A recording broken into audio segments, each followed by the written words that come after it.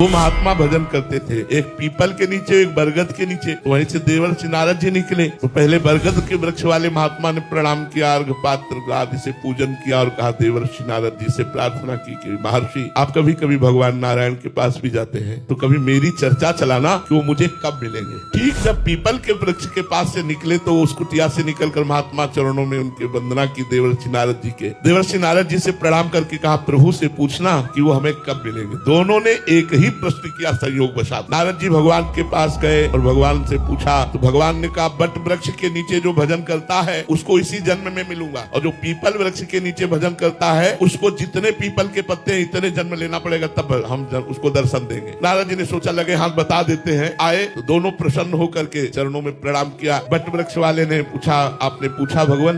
कहा भगवान ने कहा, इसी जन्म में तुम्हें दर्शन हो जाएगा। वो बड़े आनंदित हुए। पीपल के वृक्ष वाले से कहा कि तुम्हें भगवान तब दर्शन देंगे जितने पीपल के पत्ते हैं उतनी बार जन्म लोगे तब दर्शन। वो नाच पड़ा, रोने लगा, इतना रोया और पुकारा, हे नाथ, हे करुणा सिंधु, हे पतित पावन, आप मुझे जानते हैं कि मैं आपका भजन करता हूँ, हे प्रभु मैं तो निहाल। भगवान प्रकट हो गए, भगवान प्रकट हो गए और पीपल वाले को दर्शन दिए। वो बट वृक्ष वाला कुटिया में चला गया था। देवर्षि नारद जी ने कहा, महाराज आपने तो हमें झूठा साबित कर दिया। आपने तो कहा था जितने पीपल के पत्ते हैं उतनी बार जन्म लेगा तब दर्शन देंगे। यहाँ तो मिनट नहीं हुआ आप दर्शन दे दिए। बोले जो भाव स्थिति इसकी आनी थी इतने जन्मों में, वो भाव स्थिति 1 मिनट में आ गई, इसलिए भगवान 1 मिनट में मिल गए।